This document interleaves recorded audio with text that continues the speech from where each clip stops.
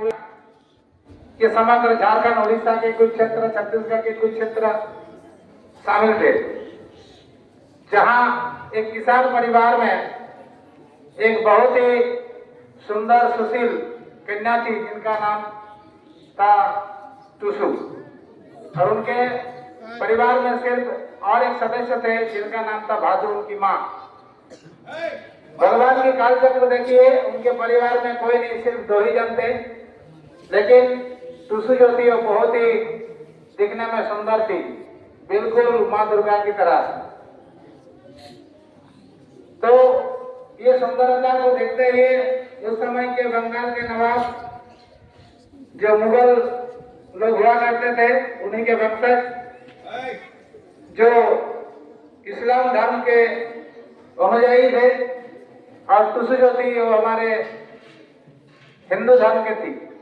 तो उस राजा ने प्रस्ताव भेजा कि टुसु से उस विवाह रचाना चाहता है, लेकिन उस समय के अनुसार ये घोर धर्म विरोधी था, टुसु को ये कतई मंजूर नहीं थी।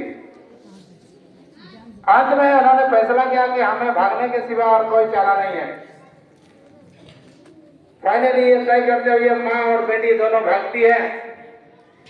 भागते भागते भागते भागते ये इधर बांकुड़ा, बदनापुर, पुरुलिया, इधर हमारे घोड़ाम होते हुए बागरा, कुयानी से होते हुए सीधा ये चलते चलते चलते चलते रांची पार कर जाते हैं। रांची में आसपास में निरंजना नदी, जिसको फाल्गु नदी के नाम से भी जाना जाता है, वहां तक लोग पहुंच जाता है।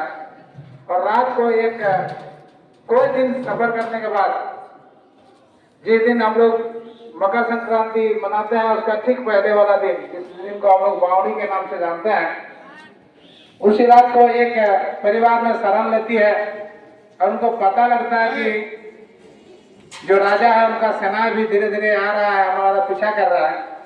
इसीलिए उनका मन में भय तो था ही, और रात में बहुत काटेली रास्ते झाड़ से चलने के कारण उनकी माता जी की देहांत हो जाती है और टुसु अकेली पड़ जाती है, जिसकी वजह से उन्होंने फाइनल करती है, फैसला करती है कि नहीं, हम भी अपना प्राण गवा देंगे, हम नहीं रहेंगे तो ये शादी विवाह का चक्कर भी समाप्त हो जाएगा। तो उन्होंने ये डिसीजन लेता है, और भोर को, यानी जिस दिन हम लोग मकर संक्रांति मना रहे हैं, उस दिन उन्होंने उस फाल्गु नदी में कूद कर अपना जान दे देती है। जहां पर वो शरण लिया था जिस गांव के लोग, वो लोग अचंभित रह जाते हैं कि आखिर रात को हमारे अतिथि के रूप में आए और दोनों के दोनों मर गए।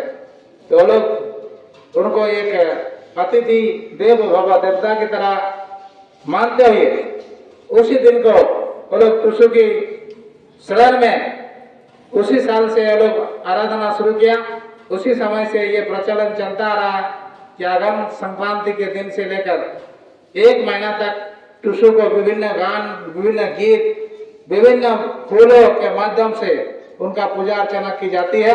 और फाइनली जिस दिन उनका देहांत होती है, उसी दिन यानी मकर संक्रांति के दिन उनको जल में हम लोग विसर्जन दे देते हैं, और हम लोग गुड़ पिठा वगैरह करके हम लोग एक मेले के तौर पर आजकल उसको मनाते आ रहे हैं।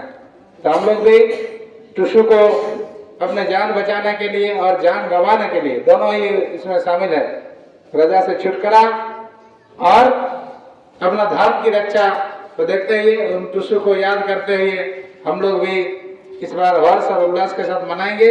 साथ में पढ़ाई लिखाई में ध्यान देंगे। ये तमाम आशीष बचने के साथ पुनः एक बार स्कूल परिवार से आप सभी को मकर संक्रांति, अखंड यात्रा, टुसु पर्व की हार्दिक बधाई देते हुए सबको धन्यवाद।